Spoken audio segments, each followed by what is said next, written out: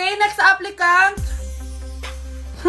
Makinis, maputi, maganda yung ngipin. Okay, introduce yourself. Hi, I'm Scarlett, and I want to show the world, the universe rather, that I will confidently shake your fries with a heart. Bakit gusto mo magbenta ng fries? Thank you for that wonderful question. To be a tindera is both an honor and a responsibility. If I were to be a tindera, I will use my voice to influence the youth. Thank you. Okay, eto, mas mahirap na tanong.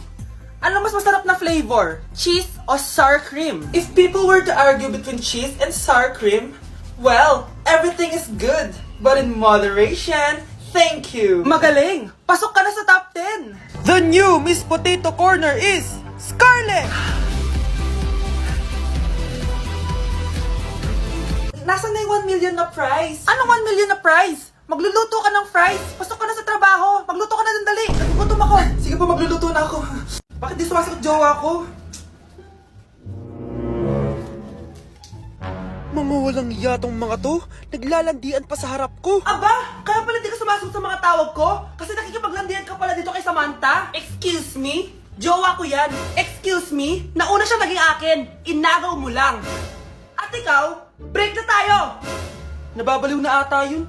Okay, class. Ibibigay ko na yung mga grades nyo. Samantha, naka-98 ka. Ikaw ang highest. Deserve mo yan, Samantha. Thank you, ma'am. Paano naka-98 si Samantha? Puro kalandian lang naman hinatupag niya. Kapag inggit, pumikit na lang. At kayong lahat, 95. Maliban lang kay Scarlett, ikaw lang ang bagsak sa buong klase. Bagsak ako? Hindi pwede, ma'am. Ipasa mo ako. Wow! Anong ibibigay kong grade sa'yo, madam? Di ka naman pumapasok sa subject ko. Lagot ako sa nanay ko nito. Nay, bagsak po ako. Ayan! Kaka-boyfriend mo kasi yan! Huwag ka na umuwi dito, ha? Paano na ako neto? Miss, huwag kang gagalaw. Hold up to. Wala na bang mas mamalas pa sa araw na to? Akin na phone mo tsaka bag mo. Kuya, wag po. Akin na. Ayoko na. Ayoko! O anak, anyari sa'yo? Anay, masamang panaginip lang. Ayan, hindi ka kasi nag-i-skincare bago matulog. Ganun pala yun, Nay. Oo, anak. Try mo tong overnight serum ng Garnier. May 10% pure vitamins ito so that you can #power through the night. Kaya goodbye na sa mga nightmares. Sige, Nay. Tatry ko. Grabe, ang fresh ko na naman. For sure, may in love na naman sa akin yung jowa ko. Oo, glowing ka nga, anak. Pero huwag ka ilusyonada kasi wala ka naman jowa. Grabe. Grabe ka, Nay. Uy, Scarlett, di ba ex-boyfriend mo yung bago ni Samantha? Samantha, tinraidor mo ko. Hi, Scarlett! Sabay na tayo mag-review. Sino ka? Lu, ako to, si Michael. Kaklase mo ako, di ba? Alam ko lahat ng sagot sa exam. Talaga ba? Sige na nga, turuan mo ako dito. Yes! Sabay tayo magiging perfect! Uy, sarap niyan na! Oh, mag-isa ka lang? Oo. Wala naman akong kaibigan dito eh. Ako, pwede ba ako maging friend? Boyfriend? Ha? Ayan ka na naman eh. Joke lang, ito naman. Kain na nga tayo. Oh, Scarlett, ano yan? Ba't ka na kasi mangot? Bagsak kasi ako sa quiz kanina. Naku, okay lang yan. Ako nga, araw-araw bagsak sa'yo eh. Ha? Ano sabi mo? Sabi ko, smile ka na kasi pasado ka naman sa akin. Alis na ako, pasok na ako ah. Baliw! Ay, umuulan pa! Ang mga gamit ko! Ayan, di ka kasi nagdadala ng payong. Pag ikaw nagkasakit ha, salamat ka, nandito ako. Michael, ba't nandito ka pa? Hatid na kita sa bahay niyo, baka mapano ka pa. Gusto ko safe ka makauwi. Lo, sige na nga. Oo, grabe. Scarlett? Michael? Ship ko kayo. You may kiss the bride. Kiss na kayo? Anong kiss? Lu, parang di gusto. Dalian yun, nakis mo na sa noo. Humanda ka, Scarlett. Tapos na yung maliligayang araw mo. Hi, Bes! Uy, Bes! Boyfriend ko nga pala, Michael, si Samantha, best friend ko. Hello, Samantha. Nice to meet you. Hi, Michael. Ako nga pala si Samantha. Una na kami, best ha. Bye-bye. Masaya naman kami dati. Inagaw lang siya ni Samantha. Yung best friend ko pa. Paano yung step na yun? 1. Ha? Oh, Scarlett, anong ginagawa mo? Nay, nagpa-practice po ako. Pangarap ko po kasi sumikat parang mga K-pop. Seryoso ka ba, Scarlett? Sa ganyang itsura mo? Manalamin ka nga. Grabe ka naman, Nay. K-pop.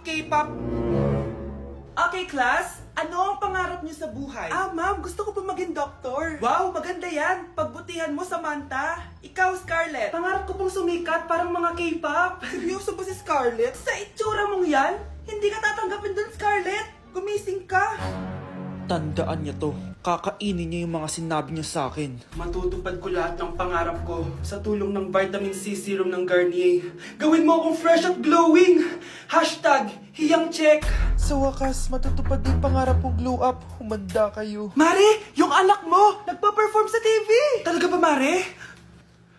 Ako ay torpe pa noon, pero nagbago na ngayon. Now I have the courage. Sikat na yung anak ko! I have you. Ikaw at ako under the sun. I'm going now that I found the one. Garnier, ba't ngayon pa lang? Skin ko ay hiyang na hiyang. Ikaw at ako, we're gonna shine. Nothing can stop us, it's our time. Ready to show that you're the one. Skin ko ay hiyang na hiyang. Go and find your Garnier hiyang. Okay, class. Last 5 minutes. Hirap naman nito. Be, ano sagot sa number 10? Huwag ka mong sa akin, Samantha. Mapapagalitan tayo kay ma'am. Tamot mo naman. Ayaw mo akong pakopyahin, ha? Bilisan nyo, class. 1 minute na lang. Ma'am, nangangopya po si Scarlett sa akin, no? Ang pakasinungaling mo, Samantha. May nangangopya pala dito. Bagsak ka na sa akin, Scarlett. Apakasama talaga ng ugali mo, Samantha. Nay! O anak, anyari sa'yo? Binagsak ako ng teacher ko. Naniwala kasi siya kay Samantha na nangopya daw ako. Totoo ba yun, Scarlett? Hindi, Nay. Siya talaga yung nangopya sa akin. Walang iya yan, ah. Humanda siya sa akin. Tara, anak. A few moments later. Ma'am, bakit niyo po kami pinatawag dito? Eh, kasi yung anak mo, sinungaling. Siya naman talaga yung nangopya kay Scarlett, eh. Hindi po totoo yan. Para malaman natin kung sino nagsasabi ng totoo sa inyong dalawa, mag-quiz na lang kayo ulit. Patay ako nito. Humanda ka ng mapahiya, Samantha. Okay, time's up. Pass your papers. Scarlett, naka-perfect ka. Yes, talino talaga ng anak ko. Samantha, wala kang tamang sagot. Ikaw talaga ang totoong nangungopya. Nakakahiya ka, Samantha. Humanda ka sa akin sa bahay. Tara! Huwag po, Nay! Uy, be, gala naman tayo minsan. Punta tayo Tagaytay. True, be. Ang ganda ng bagong bukas na coffee shop doon. Ang sarap mag-story. Tara na, pwede ako bukas. Tara na, mga 5:30 AM kita na tayo sa bus station, ha. Baka drawing na naman to, ha. Matutuloy yan, be. Nakapag-alarm na nga ako, eh. Gigising ako, promise. Nasaan na ba yung mga yun? 6 AM na. Oh, alas na tong bus papuntang Tagaytay, ha. Puro kayo drawing, ha. Teka lang. Ito ba yun? Ano ba yan, be? Bakit ka tumatawag? Ano na, be? 6 AM na. Akala mo pupunta na Tagaytay. Hindi ako pinayagan, eh. Sorry, be. Hindi ka pinayagan o tinatamad ka lang? Baka gusto mo sabihin ko sa nanay mo na 3 subject yung bagsak mo. Ito na nga, be. Maliligo na ako. Wait mo lang ako, ha. Ay, yung isa pa. Hello, be. Hindi ako makakapunta. May sakit ako, eh. Sakit. Lalong lalala yung sakit mo, be, kapag nalaman ng nanay mo na boyfriend mo yung anak ng kaaway niya. Ay, be, magaling na pala ako. Nakakalakad na ako. 5 minutes nandyan na ako, ha. Madali lang pala kayo kausap, eh. Let's go, Tagaytay! Nay, gusto ko daw makilala ng jowa ko. Sige, anak, papasukin mo. Sige, Nay. Babe, pasok ka. Halik kayo, kumain muna kayo. Babe, kain ka na. Anong pangalan mo, iho?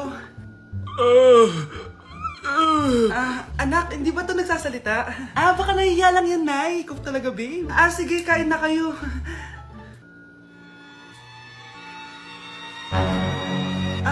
CR lang ako, ha.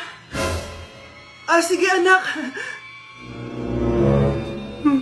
Anak, matagal ka pa ba? Sabi ko na multo ka, eh. Halika dito. Anak! Bakit ka tumatakbo, Nay? Yung jowa mo! Multo siya! Pinagsasabi mo dyan, Nay! Anak! Tingin ka sa likod! Ay, Mare! Nay! Umalis na tayo dito! Tara na, anak! A few moments later. Ang galing natin, Nay! Naloko natin sila! May bago na tayong bahay, anak! Nay! Sino yun? Totoong multo na yun, anak! Umalis na tayo dito! Ang makakasagot na to may plus point akin. What is 2 times 2? Ah, ma'am ako, ma'am. Wala bang gustong sumagot? Ma'am, alam ko po yung sagot. 2 times 2. Ah, ma'am. Okay, Samantha. 2 times 2 is 4. Very good. May plus 5 ka sa akin. Ang daya naman, kanina pa ako nagtataas ng kamay. Ah, ma'am, pwede pa po ba ako mag-take ng quiz? Absent kasi ako kahapon eh. Ay, hindi na! Absent pa more! Tatamad-tamad ka kasi mag-aral! Ah, nagkasakit po kasi ako, ma'am. Oh, anong gagawin ko? Ah, ma'am, pwede ba ako mag-quiz kahit absent din ako kahapon? Oo naman. O ito, magsimula ka na. Thank you po, ma'am. Eh, bakit siya pwede mag-quiz, ma'am? Bakit? May problema ka ba? Oo, may problema ako. Favoritism ka. Palagi na lang sa Samantha yung binibigyan mo ng chance. May galit ka ba sa akin, ma'am? Sabihin mo. Hindi ako galit sa'yo. Pero sa nanay mo, oo. Wag na wag mong dadama yung anak ko sa problema mo sa akin. Nay, anong meron? Yang nanay mo, pabida. Dapat ako yung top 1 ng high school kami. Alam naman natin dalawa na deserve ko talaga maging top 1. Hindi kagaya mo, binabayaran yung school para tumaas ang grades. Totoo ba yun, Nay? Sinungaling ka! Mana ka naman para sa nanay mo, Samantha. Nga pala, alam na ng principal yung pagiging favoritism mo. Good luck na lang sa'yo, ah.